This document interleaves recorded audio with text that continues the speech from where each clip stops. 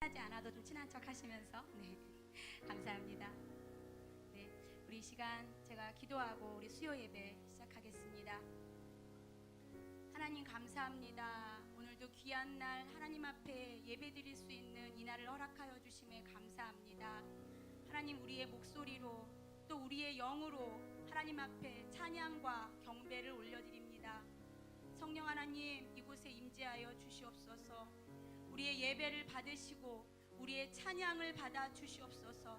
이 시간 온전히 아버지께만 영광 올려드리는 그러한 예배 되게 하여 주시옵소서. 지금도 이곳에 우리와 함께 하시는 우리 주 예수 그리스도의 이름으로 기도드렸습니다. 아멘. 찬양하라 내 영혼아,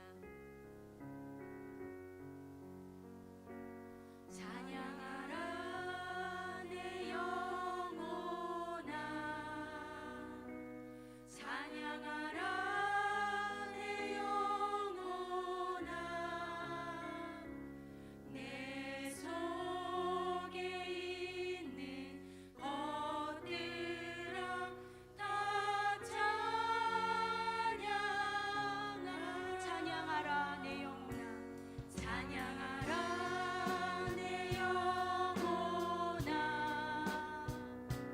찬양하라 내 영혼아,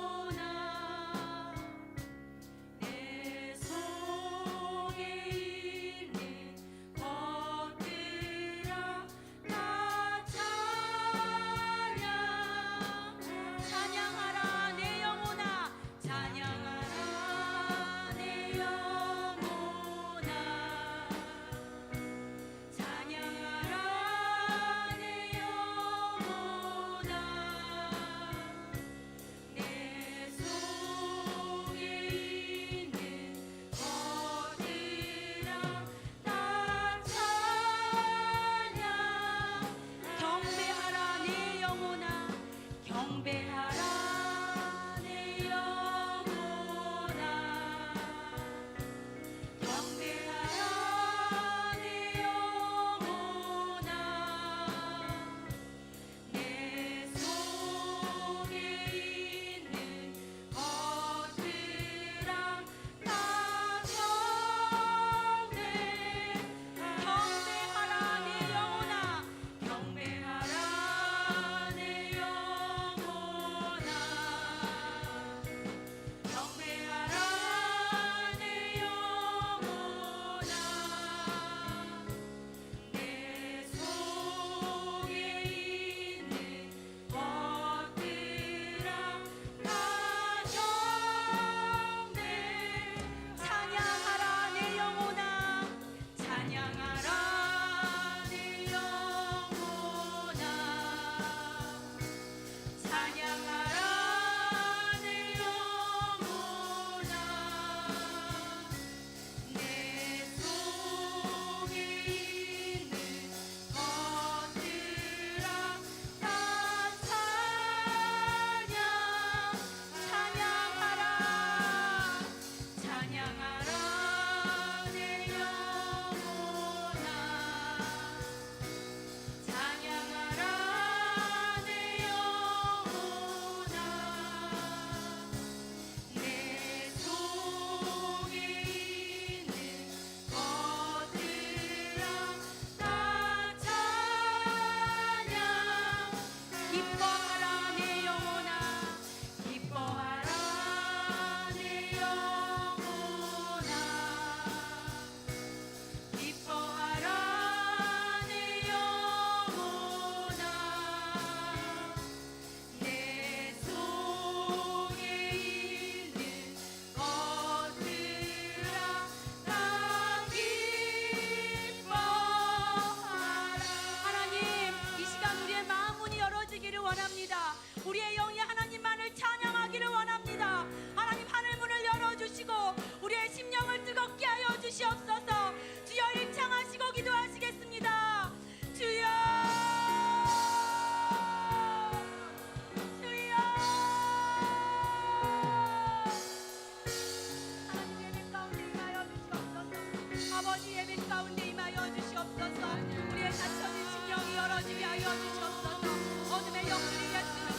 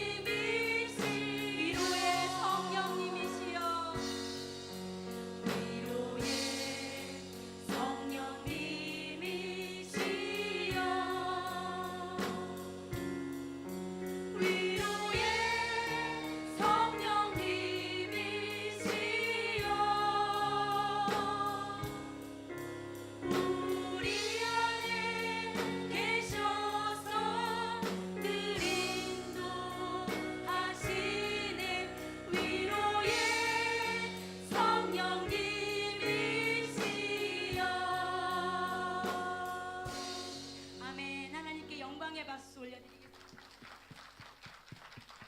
우리 이 시간 신나게 박수 치시면서 우리 하나님께 다시 한번 찬양 올려드리시겠습니다.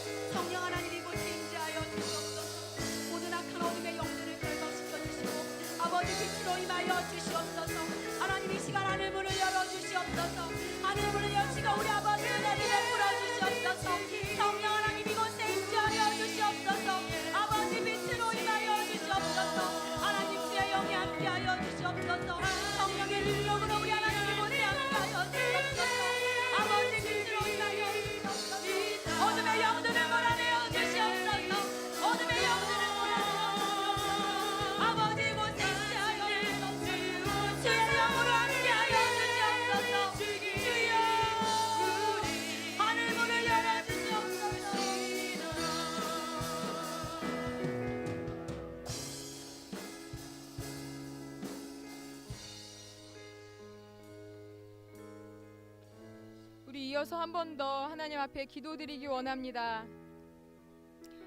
주님, 우리의 연약한 심령을 불쌍히 여겨 주시옵소서. 마른 막대기와 같은 우리의 심령을 불쌍히 여겨 주시사 하나님, 이 시간 우리를 만나 주시옵소서. 우리의 마음이 열리고 귀가 열리고 우리의 심령이 열려 주의 음성을 듣게 하여 주시옵소서. 불쌍히 여겨 주시옵소서라고 주여 한번 외치고 다시 한번 기도드립니다. 주여, 주님, 사랑의 하나님, 긍휼의 하나님, 능력의 하나님, 아버지, 우리의 심령을 불쌍히 여겨 주시옵소서. 많은 장닭다기와 같은 우리의 심령을 불쌍히 여겨 주시옵소서. 하나님, 우리의 심령을 이 시간에 만져 주시옵소서. 주의 성령께서 이 시간 우리 한 사람 한 사람을 찾아와 주시소. 아버지께서 들려주시고자 하는 음성이 분명히 들려지게 하여 주시옵소서. 아버지, 우리의 귀가 열리게 하여 주시고 우리의 마음이 열리고 심령이 열릴 수 있도록 하나님 도와주시옵소서. 능력의 손으로 어루만져 주시옵소서. 능력의 발로 덮어 주시옵소서. 하나님 함께하여 주시옵소서. 우리의 예배가 살아나게 하여 주시고 우리 한 사람 한 사람이 하나님이 부르신 예배자로 아름답게 세워질 수 있도록 주여 도와주시옵소서. 성령 하나님, 이 시간 우리의 심령을 어루만져 주시옵소서. 성령 하나님, 이 시간을 주장하여 주시옵소서. 주님이 도우시지 않으면 우리 아무것도 아닙니다. 하나님 하시지 않습니까? 주님 붙잡아 주시사 온전히 주의 손에, 능력의 손에 붙들림 받는 주의 종들 되어질 수 있도록 하나님 이 시간 함께하여 주시옵소서. 모든 어둠의 세력은 예수 그리스도로 떠나가고 물러가게 하여 주시고 막히고 묶이고 모여있는 모든 것들이 예수의 이름을 자유함을 얻게 하여 주시옵소서. 주의 말씀이 선포될 때 어둠의 영은 떠나가게 하여 주시고 주의 권능으로 덮어 주시옵소서. 주의 능력으로 붙들어 주시옵소서. 우리의 심령을 깨우쳐 주시옵소서. 하나님 함께하여 주시기를 원합니다. 붙들어 주시옵소서. 악한 영 어둠의 세력들 틈타지 못하도록 주의 성령께서 성군 천사로 이 시간을 우리 사랑하는 성도들을 붙들어 주시옵소서. 온전히 주의 성령께서 함께하신 시간이 되어지기를 원합니다. 주의 이름이 높임을 받는 예배가 되어지기를 원합니다. 주의 이름을 찬양하고 승축하는 귀한 시간 되어질 수 있도록 성령님 함께하시고 인도하여 주시옵소서. 주님 홀로 영광 받아 주시옵소서. 하나님, 주님, 아버지 하나님, 우리 아무것도 아님을 고백하오니 주여 하나님, 주님의 이름만이, 주의 이름만이 드러나게 하여 주시옵소서. 하나님, 오 아버지 영광 받아 주시옵소서.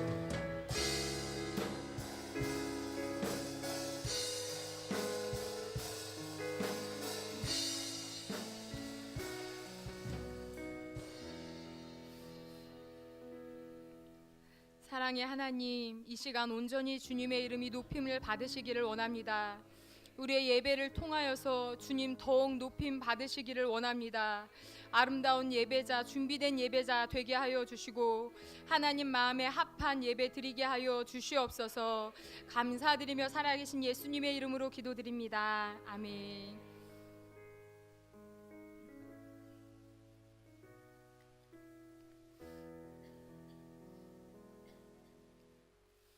같이 성경 말씀 찾아보겠습니다. 창세기 12장 1절부터 9절 말씀입니다. 창세기 12장 1절부터 9절 말씀입니다.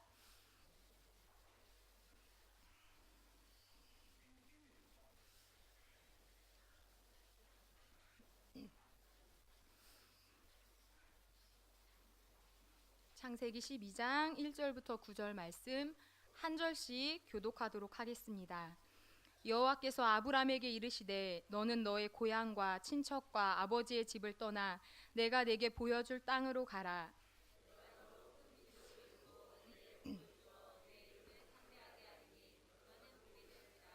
너를 축복하는 자에게는 내가 복을 내리고 너를 저주하는 자에게는 내가 저주하리니 땅의 모든 족속이 너로 말미암아 복을 얻을 것이라 하신지라.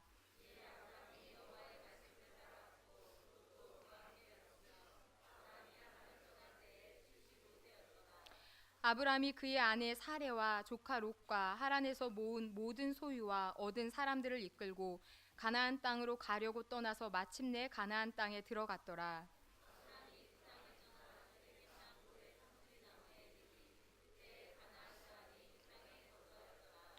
여호와께서 아브라함에게 나타나 이르시되 내가 이 땅을 내 자손에게 주리라 하신지라.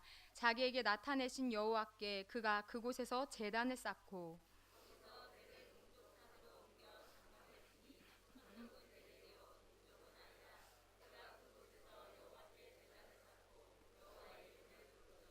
점점 남방으로 옮겨갔더라. 아멘.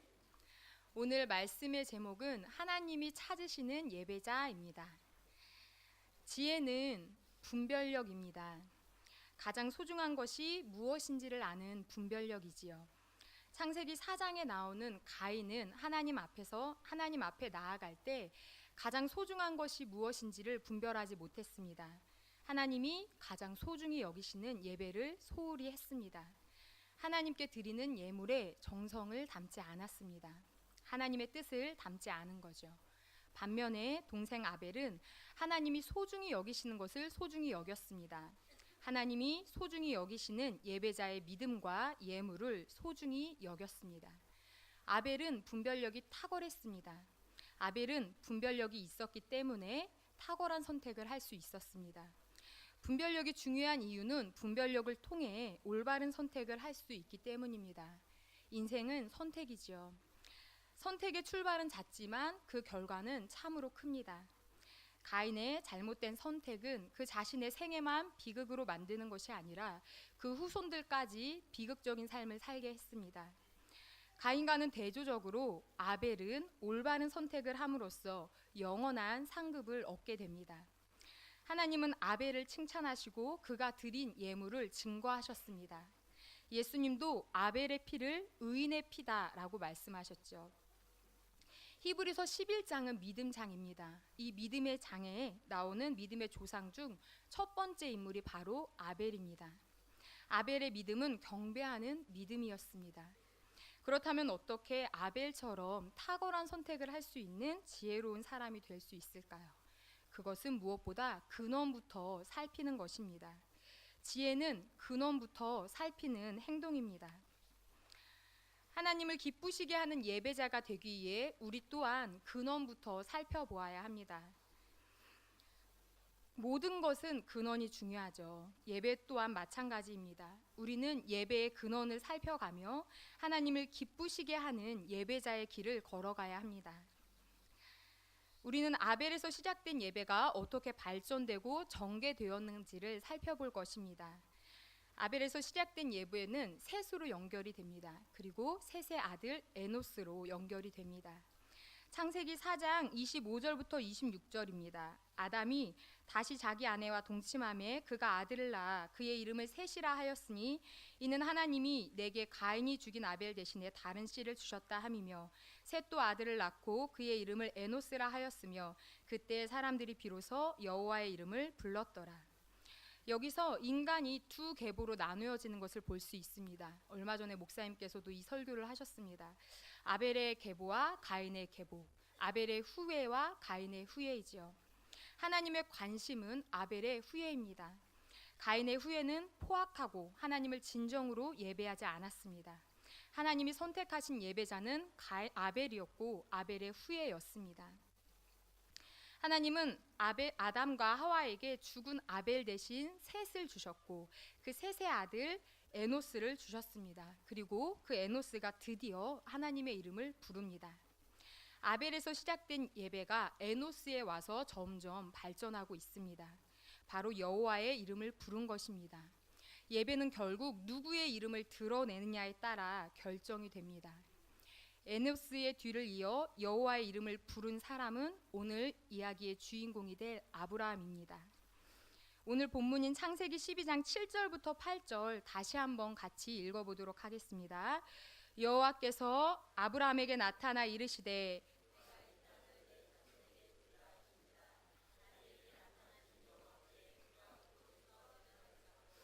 거기서 베델 동쪽 산으로 옮겨 장막을 치니 서쪽은 베델이요 동쪽은 아이라. 그가 그곳에서 여호와께 제단을 쌓고 여호와의 이름을 부르더니. 아멘. 예배 때문에 순교한 아벨 이후로 주목해야 할 사람이 바로 이 아브라함입니다. 그 까닭은 아브라함이 모든 믿는 자의 조상이기 때문이죠. 또한 아벨 다음으로 우리 모두가 따라야 할 예배의 모범을 보여주고 있기 때문입니다. 우리는 하나님이 왜 아브라함을 선택하셔서 예배의 모범으로 삼았는지 깊이 묵상해 봐야 합니다. 그러기 위해 우리는 거듭 근원부터 살펴볼 것입니다. 예배의 시작과 전개 과정을 살펴볼 것입니다. 성경에서 아벨이 드린 희생 제물의 근원은 하나님이 아담과 하와를 위해 만들어 주신 가죽 옷에서 찾아볼 수 있습니다. 하나님은 아담과 하와를 위해 짐승의 피를 흘려서 손수 옷을 만들어 주셨습니다. 하나님이 그들에게 가죽 옷을 친히 만들어서 입히신 까닭은 구원이란 인간의 노력으로 되는 것이 아님을 보여주기 위함이었습니다. 구원은 온전히 하나님께로부터 온다는 것을 보여주기 위함이었습니다. 하나님은 인간 스스로 구원을 성취할 수 있다는 이론을 무너뜨리십니다. 아담과 하와는 자신의 범죄를 그들의 손수 지은 그 무화과 나뭇잎으로 엮은 치마로 가리려 했습니다. 하지만 그것으로는 불가능했습니다. 인간의 노력으로는 인간의 죄를 덮을 수가 없으니까요. 인간 스스로 자신을 결코 구원할 수 없습니다. 그런 까닭에 하나님이 친히 가죽옷을 만들어 그들에게 입혀주신 것입니다. 가죽옷은 속죄의 예표입니다. 가죽옷을 만들기 위해서는 먼저 짐승의 피를 흘려야만 하지요. 인간의 죄를 덮기 위해서는 먼저 피를 흘려야 합니다. 피가 없이는 속죄가 있을 수 없습니다. 이것은 성경 전체를 통해 보여주시는 하나님의 경륜입니다. 레위기 17장 11절은 이렇게 말씀합니다. 육체의 생명은 피에 있음이라 내가 이 피를 너희에게 주어 제단에 뿌려 너희의 생명을 위하여 속죄하게 하였나니 생명이 피에 있으므로 피가 죄를 속하느니라. 피가 죄를 속한다고 말씀하고 있습니다. 속한다는 말은 덮는다는 뜻입니다. 그러므로 피가 죄를 속한다는 것은 피가 죄를 덮어준다는 말입니다. 죄의 문제를 해결해 주는 것은 피라는 것입니다. 속죄제를 드리기 위해 하나님 앞에 나아갈 때는 피가 반드시 필요합니다. 어린 양의 피가 없이는 은혜의 보좌가 있는 그 지성소에 들어갈 수가 없습니다. 히브리서 9장 7절은 말씀합니다. 오직 둘째 장막은 대제사장이 홀로 1년에 한 번 들어가되 자기와 백성의 허물을 위하여 드리는 피 없이는 아니하나니. 구약의 성도들은 하나님 앞으로 나아갈 때 반드시 피를 드려야 했습니다. 피 없이는 나아갈 수 없었습니다. 그런 까닭에 셀 수 없이 많은 양과 염소와 송아지들이 죽음을 당했지요. 구약의 성도들은 죄를 지을 때마다 피를 흘리는 속죄의 제사를 드려야 했습니다. 예수님이 오신 이유는 친히 어린 양이 되어 십자가에 피 흘려 죽으심으로 우리의 죄를 없이 하기 위함이었습니다. 예수님의 속죄는 영원한 속죄입니다. 히브리서 9장 12절은 말씀합니다. 염소와 송아지의 피로 하지 아니하고 오직 자기의 피로 영원한 속죄를 이루사 단번에 성소에 들어가셨느니라. 하나님께 예배드린 사람은 피가 있어야 합니다. 그 다음에 가죽옷을 입고 예배를 드려야 합니다. 가죽옷은 어린 양의 옷입니다. 창세기의 가죽옷은 장차 오실 어린 양 예수님의 옷입니다. 예수님의 옷은 의의 옷입니다. 우리는 의인이 아니지요. 우리의 의는 헌옷과 같습니다.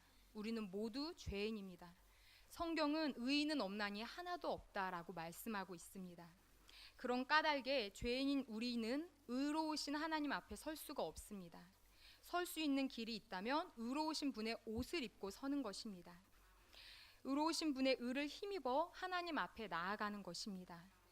의로우신 분의 의를 힘입는 길은 예수님을 믿고 예수님의 의의 옷을 입는 것입니다. 가죽옷을 입기 위해 아담과 하와가 한 일은 아무것도 없지요. 그들이 한 것은 하나님이 만드신 가죽옷을 받아서 입은 것뿐입니다. 구원은 우리의 노력으로 되는 것이 아닙니다. 죄 사함의 은총은 우리 노력의 결과가 아닙니다. 하나님이 예비하신 것을 그대로 받아 누리는 것이 구원의 은총입니다. 죄 사함의 은총입니다. 그날 이후로 하나님은 속죄의 제사를 드릴 때는 반드시 피를 흘릴 것을 요구하셨습니다. 그것이 하나님의 뜻이었고 예배의 근본이었습니다. 피 흘림이 없이는 죄 사함도 없다는 것입니다. 하나님께 예배를 드린다는 것은 하나님이 친히 예비하신 속죄의 은총에 감사를 드리는 것입니다. 그 그 표시로 어린 양을 잡아 희생 제사를 드리는 것이지요. 어린 양의 피를 흘려 우리의 죄는 오직 어린 양의 피로 속죄받는다는 사실을 인정하는 것입니다. 아벨은 예배의 근원을 알았습니다. 근원은 곧 하나님의 뜻을 의미합니다. 하나님의 뜻은 속죄의 예배를 드릴 때는 반드시 희생 제물을 드려야 한다는 것입니다. 하나님은 인간 스스로 구원의 길을 만드는 것을 결코 용납하지 않으십니다. 그것은 인본주의이고 인본주의에서 잘못된 예배가 나옵니다. 창세기 11장을 보면 바벨탑 사건이 나오는데 이것은 잘못된 예배의 결과를 잘 보여줍니다. 사람들이 모여 그들 스스로 성과 대를 쌓고 꼭대기를 하늘에 닿게 하기를 원했습니다. 그들은 자신의 이름을 세상에 알리기를 원했습니다. 그리고 온 지면의 흩어짐을 면하려 했습니다. 창세기 11장 4절부터 5절입니다. 또 말하되 자 성읍과 탑을 건설하여 그 탑 꼭대기를 하늘에 닿게 하여 우리 이름을 내고 온 지면의 흩어짐을 면하자 하였더니 여호와께서 사람들이 건설하는 그 성읍과 탑을 보려고 내려오셨더라. 이들의 실수는 그들 스스로가 구원의 길을 만들었다는 것입니다. 또한 그들 스스로의 힘으로 하늘 꼭대기까지 올라가겠다는 것입니다. 또한 하나님의 이름을 높이는 것이 아니라 그들 자신의 이름을 높이겠다는 것입니다. 하나님이 그들이 하는 짓이 하도 기가 막혀 친히 강림하셔서 그들의 모습을 관찰하셨습니다. 그리고 그들이 쌓은 성과 대를 무너뜨리셨지요. 또 그들의 언어를 혼동케 하시고 그들을 흩어버리셨습니다. 그리고 하나님의 이름을 높이고 구속의 은총을 높일 수 있는 사람을 찾으십니다. 하나님은 사람을 찾으십니다. 참된 예배자를 찾으십니다. 참된 예배자가 될 가능성이 있는 사람을 찾으십니다. 요한복음 4장 23절은 말씀합니다. 아버지께 참되게 예배하는 자들은 영과 진리로 예배할 때가 오나니 곧 이때라. 아버지께서는 자기에게 이렇게 예배하는 자들을 찾으시느니라. 창세기에서 하나님께서 찾고 찾으시는 중에 발견한 사람이 바로 아브라함입니다. 아브라함이 처음부터 하나님을 알고 믿었던 것은 아닙니다. 그의 아버지 데라는 우상 숭배자였습니다. 마찬가지로 아브라함도 우상을 숭배했을 것입니다. 여호수아 24장 2절부터 3절은 이렇게 이야기합니다. 여호수아가 모든 백성에게 이르되 이스라엘의 하나님 여호와께서 이같이 말씀하시기를 옛적에 너희의 조상들 곧 아브라함의 아버지 나홀의 아버지 데라가 강 저쪽에 거주하여 다른 신들을 섬겼으나 내가 너희의 조상 아브라함을 강 저쪽에서 이끌어내어 가나안 온 땅에 두루 행하게 하고 그 씨를 번성하게 하려고 그에게 이삭을 주었으며. 아브라함은 본래 갈대아 우르에서 살았습니다. 갈대아 우르는 바벨론입니다. 그는 바벨론 사람이었습니다. 그러나 아브라함의 내면에는 하나님을 참으로 예배할 수 있는 가능성이 있었습니다. 하나님은 아브라함을 선택하실 때 그의 마음을 보셨습니다. 그 마음의 충성됨을 보셨습니다. 그 마음 속에 참된 예배자가 될 가능성을 보신 것입니다. 하나님은 아브라함을 선택하신 후에 먼저 갈대아 우르를 떠나게 하십니다. 갈대아 우르는 우상을 숭배하는 곳입니다. 이제 그곳을 떠나 앞으로 지시할 땅으로 가라는 것입니다. 갈대아 우르를 떠나라는 것은 우상을 숭배하는 환경을 떠나라는 것입니다. 우상을 숭배하는 사람들 곁을 떠나라는 것입니다. 우리 인간은 환경의 영향을 많이 받지요. 그런 까닭에 우리는 처한 장소와 늘 만나는 사람들을 잘 선택해야 합니다. 선택받은 사람이 할 일은 먼저 우상을 버리는 것입니다. 그리고 하나님께로 돌아오는 것입니다. 우상을 버리고 하나님께로 돌아오게 하시기 위해 먼저 하시는 일은 영의 눈을 열어주시는 겁니다. 그래서 참신은 우상이 아니고 천지를 창조하신 하나님이심을 보게 하십니다. 하나님을 기쁘시게 하는 예배자는 버리고 떠나는 데서부터 시작됩니다. 우상을 버려야 합니다. 사탄의 권세 아래에서 떠나야 합니다. 우상을 숭배하는 환경에서 떠나야 합니다. 하나님은 아브라함을 하나님을 기쁘시게 하는 예배자로 세우기 위해 먼저 우상을 섬기는 갈대아 우르를 떠나라고 하셨습니다. 그리고 하나님이 지시할 땅으로 가라고 하셨습니다. 이러한 하나님의 부르심에는 사명이 있습니다. 아브라함이 받은 사명은 모든 민족을 복되게 하는 것이었습니다. 오늘 본문인 12장 3절 말씀 다시 한번 읽어보겠습니다.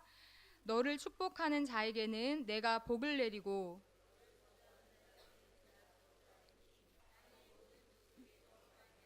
복을 얻을 것이라 하신지라. 아멘. 하나님은 아브라함을 복의 근원으로 삼으셨습니다. 모든 민족이 아브라함을 통해서 복을 받게 하신 거죠. 하나님이 복을 주신 까닭은 그 자신만을 위해서가 아닙니다. 다른 사람과 나누기 위해서지요. 복은 머물면 썩습니다. 복은 유통되고 흘러가야 합니다. 그럴수록 더 풍성해지는 것이 하나님이 주신 복입니다. 하나님이 베푸신 복은 영향력이 있습니다. 영혼에도 영향을 끼치고 우리의 육체에도 영향을 끼칩니다. 환경에도 영향을 끼치고 국가에도 영향을 끼칩니다. 열방에도 영향을 끼칩니다. 복은 하나님의 생명의 흐름이기 때문입니다. 하나님의 생명이 흐르면 형통하고 번영합니다. 치유와 회복의 역사가 있습니다. 복을 받지 않고서는 씨앗조차도 자랄 수가 없습니다. 꽃을 필 수도 없고 열매를 맺을 수도 없습니다. 그러나 하나님의 복이 임하면 모든 것이 달라집니다. 씨앗이 자라고 꽃이 활짝 피고 풍성한 열매를 맺게 되어 있습니다. 우리가 잊지 말아야 할 사실이 있습니다. 그것은 하나님이 우리를 선택하셔서 참된 예배자로 세우기 원하시는 까닭은 하나님 자신을 위함이라기보다 우리를 위함입니다. 하나님은 자존하시고 자족하시는 분입니다. 그 존재 자체로 이미 넉넉하십니다. 우리의 예배를 따라 하나님의 가치와 능력이 달라지는 것이 아닙니다. 우리의 예배와 상관없이 하나님은 영원히 가치 있으신 분이십니다. 그렇다면 하나님이 우리로 하여금 예배자의 삶을 살아가게 하시는 데는 분명한 하나님의 뜻이 있을 것입니다. 그것은 예배를 통해 우리에게 복 주시기 위함입니다. 하나님의 택함을 받은 사람과 택함을 받지 않은 사람은 열매가 다릅니다. 그 열매로 그 나무를 알 수 있는 것처럼 선택받은 사람과 선택받지 못한 사람은 그 열매가 다르다는 것입니다. 선택받은 사람이 완벽하다는 것은 아닙니다. 아브라함 또한 결코 완벽한 사람이 아니었습니다. 그는 우상 숭배자였습니다. 심지어 자기 목숨을 부지하기 위해 아내 사라를 누이라고 속이기도 했습니다. 그러나 그에게는 한 가지 일관된 삶의 특징이 있었습니다. 그것은 하나님을 경배하는 삶을 살았다는 것입니다. 그는 형통할 때도 경배했고 쓰러질 때도 경배했습니다. 하나님을 예배하면서 그는 성장했습니다. 전 인류가 흠모하는 믿음의 조상으로 성장했습니다. 예배 속에 이러한 승리의 비결이 있습니다. 예배 속에 성장의 비결이 있습니다. 예배 속에 축복을 유지하고 확장하고 전수하는 비결이 있습니다. 예배 속에 사명을 완수할 수 있는 비결이 있습니다. 아브라함은 예배하는 삶의 진수를 보여준 사람입니다. 그를 통해서 배우는 예배에 관한 교훈이 무엇일까요? 첫째는 참된 예배는 하나님의 약속의 말씀에 반응하는 것입니다. 예배는 반응입니다. 하나님의 말씀에 대한 반응입니다. 아브라함이 말씀에 순종해서 마침내 가나안 땅에 이르게 됩니다. 그때 하나님이 다시 한번 축복의 말씀을 주시죠. 오늘 본문 7절 말씀입니다. 같이 읽겠습니다. 여호와께서 아브라함에게 나타나 이르시되 여호와께 그가 그곳에서 제단을 쌓고 하나님이 아브라함에게 주신 약속의 말씀은 믿기 어려울 만큼 놀라운 것이었습니다. 우상 숭배자였던 그를 불러주신 것만으로도 감사한데 그의 자손을 창대케 해주겠다라는 겁니다. 그는 75세의 나이입니다. 아내 사라는 단 한 번도 아이를 가져본 적이 없습니다. 그런데 하나님이 아브라함과 사라에게 자녀를 주어서 큰 민족을 이루게 하시겠다는 것입니다. 또한 그의 이름을 창대케 하시겠다는 겁니다. 오늘 본문 2절부터 3절을 보면 복의 근원이 돼서 모든 민족이 그를 통해 복받게 하겠다라고 약속하십니다. 하나님이 그에게 베푸신 약속은 믿기 어려울 뿐 아니라 감당하기도 어려운 약속입니다. 그때 아브라함이 한 일은 하나님의 약속을 가지고 경배의 제단 앞으로 나아갔습니다. 하나님은 우리에게 아브라함에게 주셨던 것과 똑같은 약속을 허락해 주셨습니다. 바로 믿는 자에게 아브라함과 함께 복을 받게 하겠다라는 것입니다. 곧 아브라함의 복을 똑같이 받는다는 것입니다. 하나님이 믿는 우리에게 약속하신 복은 감당하기 어려운 복입니다. 그렇다고 그 복을 의심해서는 안 됩니다. 하나님이 주신 복을 사양해서도 안 됩니다. 우리가 할 일은 너무 놀랍고 감당하기 어렵다 할지라도 그 복을 믿음으로 받아들이는 것입니다. 겸손히 경배의 제단에 그 축복의 약속을 가지고 나아가는 것입니다. 경배의 제단에서 하나님을 찬양하는 것입니다. 하나님은 약속의 말씀을 통해서 복을 주십니다. 약속의 말씀을 받을 때마다 우리가 할 일은 의심하는 것이 아니라 경배의 제단 앞에 나아가 경배를 드리는 일입니다. 경배를 통해 약속하신 하나님의 능력과 그 신실하심을 붙잡고 하나님을 찬양하는 것입니다. 그때 하나님의 약속은 우리의 생활 속에서 구체적으로 이루어질 것입니다. 아브라함을 통해 배우는 예배의 교훈 두 번째는 참된 예배는 하나님을 위해 드리는 것입니다. 아브라함은 예배를 드릴 때 하나님을 위해 제단을 쌓았습니다. 아브라함은 예배 드리는 자세가 참 중요한데 예배자는 자세가 중요합니다. 자기를 위해 예배 드리는 것은 좋은 자세가 아닙니다. 하나님을 위해 예배 드려야 좋은 자세이지요. 아브라함은 예배 드릴 때마다 하나님을 위해 드리는 모습을 보였습니다. 창세기 13장 18절은 이렇게 말씀합니다. 이에 아브라함이 장막을 옮겨 헤브론에 있는 마므레 상수리 수풀에 이르러 거주하며 거기서 여호와를 위하여 제단을 쌓았더라. 예배는 하나님을 위한 것입니다. 가인의 실수는 예배를 드릴 때 하나님을 위해 드리지 않았다는 것입니다. 하나님을 위해 예배 드린다는 것은 하나님을 기쁘시게 하기 위해 드린다는 것입니다. 그런데 가인은 하나님이 무슨 예물을 기뻐하시고 어떤 태도로 예배 드리는 것을 기뻐하시는지에 관심이 없었습니다. 그러나 아벨은 달랐지요. 그는 하나님을 위해 예배를 드렸습니다. 그리고 하나님이 원하시는 예물을 드렸습니다. 아벨이 드린 예물이 하나님 마음에 얼마나 들었으면 하나님이 친히 그의 예물을 증언하시겠습니까? 히브리서 11장 4절은 이렇게 말씀합니다. 믿음으로 아벨은 가인보다 더 나은 제사를 하나님께 드림으로 의로운 자라 하시는 증거를 얻었으니 하나님이 그 예물에 대하여 증언하심이라. 그가 죽었으나 그 믿음으로써 지금도 말하느니라. 우리는 하나님이 참된 예배자에게 복 주시는 분임을 압니다. 상 주시는 분임을 압니다. 그러나 우리의 관심은 하나님이 주시는 복이나 상이 아니라 하나님 그분께 있어야 합니다. 하나님을 기쁘시게 하는 예배자는 하나님을 위해 경배해야 합니다. 하나님께 초점을 맞추어 예배 드려야 합니다. 하나님이 무엇을 기뻐하실까에 관심을 갖고 하나님이 기뻐하시는 예물에 관심을 가져야 합니다. 아브라함을 통해 배우는 예배의 교훈 세 번째는 참된 예배는 하나님의 이름을 부르는 것입니다. 아브라함은 여호와를 위해 경배의 단을 쌓았습니다. 그리고 여호와의 이름을 불렀습니다. 오늘 본문 8절 한 번 더 읽어보도록 하겠습니다.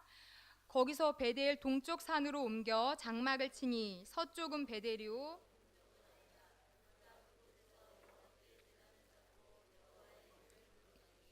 아멘. 아브라함은 가는 곳마다 예배를 드립니다. 제단을 쌓았습니다. 그리고 하나님의 이름을 부릅니다. 기근 때문에 잠시 애굽으로 내려갔다 나올 때 그는 처음으로 단을 쌓았던 곳으로 돌아옵니다. 그리고 그곳에서 다시 단을 쌓고 여호와의 이름을 부릅니다. 창세기 13장 3절부터 4절은 또 이렇게 말씀합니다.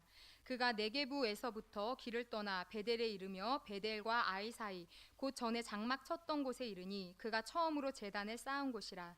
그가 거기서 여호와의 이름을 불렀더라. 아브라함의 마음에 늘 가득 차 있었던 것은 하나님의 이름이었습니다.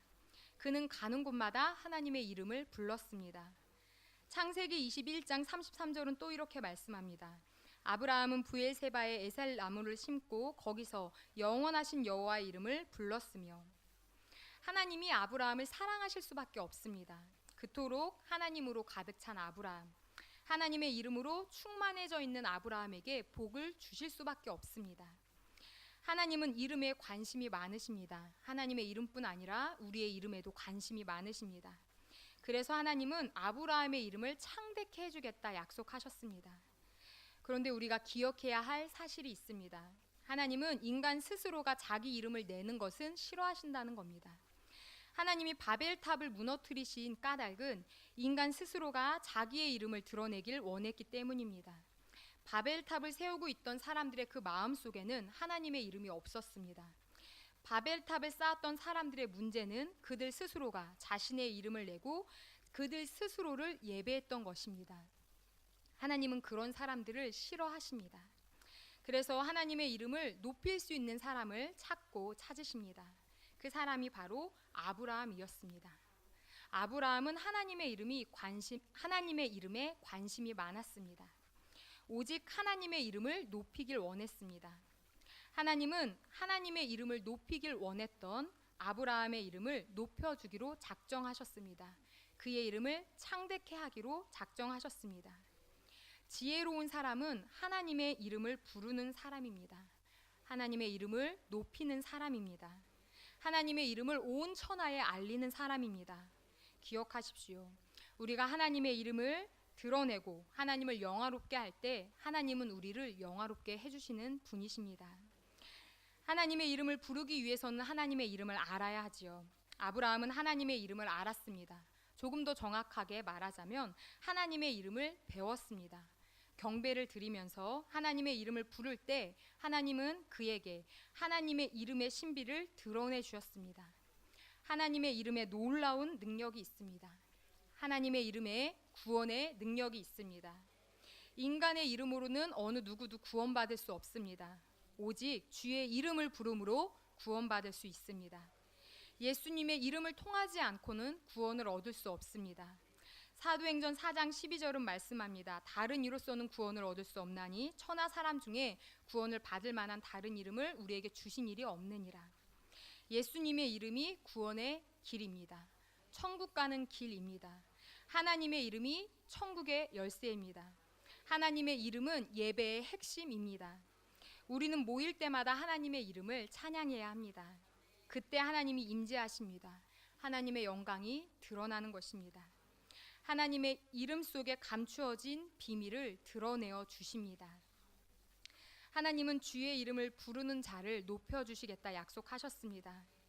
하나님은 스스로 자기 이름을 높이는 자를 낮추십니다. 교만한 자를 대적하시고 물리치신다고 성경은 말씀합니다.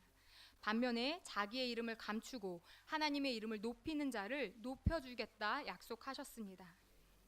시편 91편 14절은 말씀합니다. 하나님이 이르시되 그가 나를 사랑한즉 내가 그를 건지리라. 그가 내 이름을 안즉 내가 그를 높이리라. 아브라함은 하나님의 이름을 알았습니다. 또한 그 이름을 찬양했습니다. 경배를 드릴 때마다 하나님의 이름을 불렀습니다. 하나님은 주님의 이름을 높여 찬양하는 아브라함을 높여주셨습니다. 이것이 바로 축복받는 비결입니다. 하나님은 오직 하나님을 위해 경배드리고 오직 하나님의 이름에 관심을 갖고 찬양하는 사람의 생애를 책임져 주십니다. 전쟁에서 승리하도록 도와주십니다. 아브라함은 하나님을 경배하는 중에 하나님의 복이 현실화되는 것을 경험했습니다. 경배를 통해 하나님을 찬양할 때마다 하나님의 복이 점점 더 커지는 것을 경험했습니다. 하나님의 은혜를 더 많이 체험하면 할수록 그는 더욱 하나님을 경배하게 되었습니다. 하나님은 사람을 찾으십니다. 신령과 진정으로 예배할 수 있는 참된 예배자를 찾으십니다. 하나님은 참된 예배자를 찾으시면 그를 우상으로부터 격리시킵니다. 그리고 그에게 복을 주시고 사명을 주십니다. 참된 예배는 하나님의 약속의 말씀에 반응하는 것입니다. 참된 예배는 하나님을 위해 단을 쌓는 것입니다. 참된 예배는 하나님의 이름을 부르는 것입니다. 기억하십시오. 아브라함은 완벽한 사람이 아니었습니다. 넘어지기도 했고 쓰러지기도 했습니다. 그러나 그는 언제나 경배의 제단을 쌓았습니다. 경배의 제단에 머물렀습니다. 거기에서 회개하고 거기에서 회복했습니다. 그는 경배를 통해 성장했습니다. 경배를 통해 하나님의 이름을 알았고 하나님의 이름을 불렀습니다. 경배를 통해 복을 받았습니다. 예수님을 믿고 예수님을 개인의 구주로 영접한 사람은 하나님의 선택을 받은 예배자입니다. 이 자리에 앉으신 우리 성도님 한 분 한 분도 하나님께 선택을 받으신 예배자들이십니다. 하나님께 선택받은 예배자가 해야 할 일은 좋은 예배의 모범을 따르는 것입니다. 여러분도 아벨의 모범을 따라 살기를 바랍니다. 아브라함의 모범을 따라 살기를 바랍니다. 하나님을 기쁘시게 하는 예배자의 삶을 살기로 결단하십시오. 하나님을 기쁘시게 하는 예배자의 삶을 살기로 헌신한 성도님들 위해 하나님의 복이 충만히 임하시기를 바랍니다.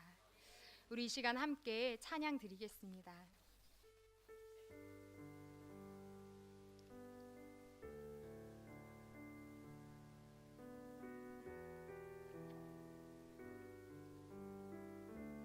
주를 위한 이곳에, 주를 위한 이곳에 예배하는 자들 중에 그가 찾는 이 없어 주님께서 슬퍼하시네. 주님이 찾으시는 그 한 사람, 그의 배자. 내가 그 사람이 되길 원합니다. 내가 그 사람 되길 간절히 주께 예배하네. 주 은혜로 이곳에 서 있네. 주 임재에 엎드려 절하네. 그 어느 것도 난 필요 없네. 주님만 경배해. 주 은혜로 이곳에 서 있네. 주 임재에 엎드려 절하네. 그 어느 것도 난 필요 없네. 주님만 경배해. 주님이 찾으시는 그 한 사람, 주님이 찾으시는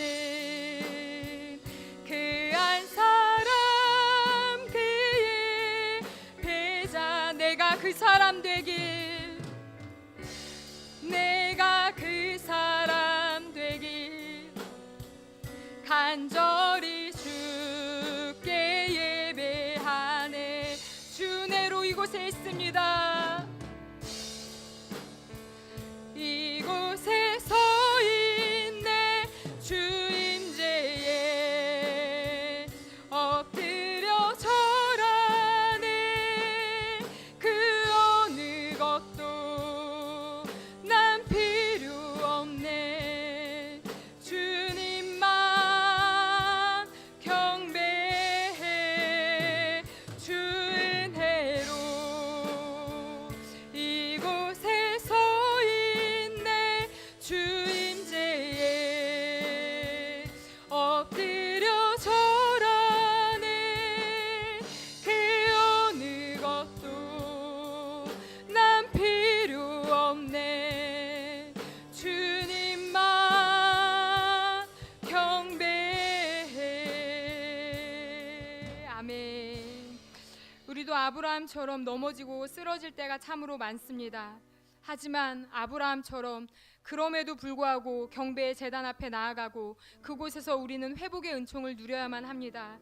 하나님이 찾으시는, 하나님이 선택하시는 진정한 예배자 되게 하여 주시옵소서. 우리의 마음을 드리고 삶을 드리고 하나님을 위해 쓰임받는 귀한 예배자 되게 하여 달라고 이 시간에 주여 한번 외치고 함께 기도드리겠습니다. 주여, 사랑의 하나님, 아버지, 우리를 하나님의 자녀로 불러주셔서 감사합니다. 하나님의 구원의 은혜로 구원받은, 하나님의 그 구속의 은혜로 구원받은 우리는 하나님 이미 하나님께 선택받은, 하나님께 부름받은 예배자들인 줄로 믿습니다. 주님, 하나님께서 부름받은 예배자답게 살아가길 원합니다. 우상을 숭배하는 환경에서 떠나기 떠나기를 원합니다. 우리의 마음을 빼앗고 유혹하는 그 미혹의 환경에서 떠나기를 원합니다. 오직 하나님의 이름만을 부르기를 원합니다. 하나님의 약속의 말씀을 아멘으로 순종하며 경배로 주님께 반응하기를 원합니다. 하나님, 우리에게 귀한 믿음 주십시오. 아브라함 같은 믿음 주시옵소서. 우리도 때론 넘어지고 쓰러지고 불완전하지만 하나님, 그럼에도 불구하고 하나님, 그렇지만 주님의 은혜 안에 다시금 나아가기를 원합니다. 주님 아니면 우리가 의지할 곳이 없습니다. 주님뿐 아니면, 주님 곁 아니면 우리가 다시 회복할 수 있는 소망이 없습니다. 하나님, 우리의 소망은 오직 주님뿐이십니다. 하나님이 약속의 말씀 붙잡고 나아가게 하여 주시옵소서. 주 안에서 승리하게 하여 주시옵소서. 주 안에서 복을 바르게 하여 주시옵소서. 주 안에서 귀하게 쓰임받는 인생 되게 하여 주시옵소서. 하나님, 우리의 삶이 예배가 되게 하여 주시옵소서. 우리의 마음과 생각이 끊임없이 하나님의 이름을 알기를 원하고 하나님의 이름을 부르고 하나님의 이름을 높이는 인생 되어질 수 있도록 하나님 도우시고 인도하여 주시옵소서. 사랑하는 비전교회 우리 사랑하는 성도님들, 한 사람 한 사람이 하나님이 선택하신 예배자가 되어서 하나님, 우리의 가정에서 복을 끼치고 우리의 사업에 복을 끼치고 이 나라 이 민족을 하나님 복을 끼치며 살리고 세우는 주의 일꾼들 되어질 수 있도록 하나님 도와주시옵소서.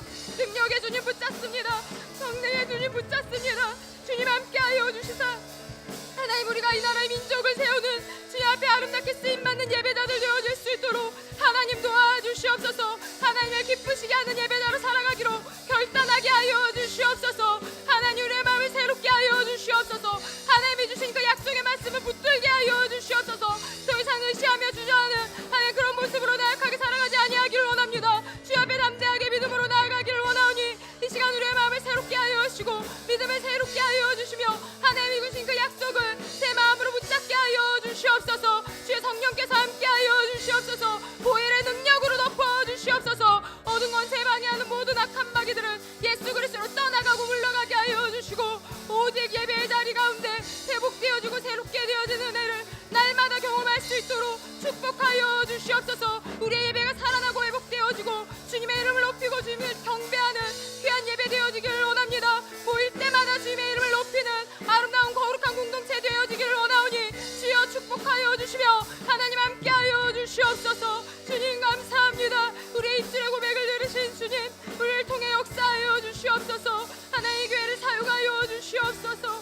복된 예배자들 되어질 수 있도록 도와주시고 우리의 선택으로 인해서 우리의 후손이 복을 받게 하여 주시옵소서. 아벨에게 불리게 하여 주시옵소서. 주님 붙들어 주시옵소서. 돌이키는 은혜를 허락하여 주시옵소서. 주여 하나님 감사합니다. 주님, 우리를 통해 영광 받아 주시옵소서.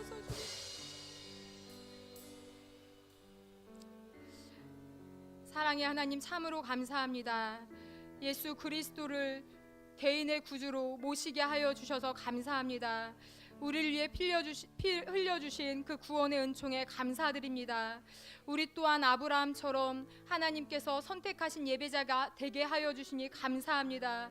또 우리에게 우리가 감당할 수 없는 복을 약속하여 주셨으니 감사합니다. 주님의 이름을 높이고 주님의 이름을 찬양하는 예배자로 하나님을 기쁘시게 하는 아브라함과 같은 삶을 살아갈 수 있도록 축복하여 주시옵소서. 우리의 예배가 살아나고 주님께서 기뻐 받으시는 역사가 모일 때마다 일어날 수 있도록 은혜 내려 주시옵소서. 하나님, 이 시간에 귀한 예물 주님 앞에 가지고 나온 손길 있습니다. 아벨의 예물처럼 하나님이 증거하시는 기뻐하시는 예물 되게 하여 주시옵소서. 우리를 통해 영광 받으실 살아계신 예수 그리스도의 이름으로 기도드립니다. 아멘. 주님이 가르쳐 주신 기도 드리겠습니다. 하늘에 계신 우리 아버지, 아버지의 이름을 거룩하게 하시며 아버지의 나라가 오게 하시며 아버지의 뜻이 하늘에서와 같이 땅에서도 이루어지게 하소서. 오늘 우리에게 일용할 양식을 주시고 우리가 우리에게 잘못한 사람을 용서하여 준 것 같이 우리 죄를 용서하여 주시고 우리를 시험에 빠지지 않게 하시고 악에서 구하소서. 나라와 권능과 영광이 영원히 아버지의 것입니다. 아멘.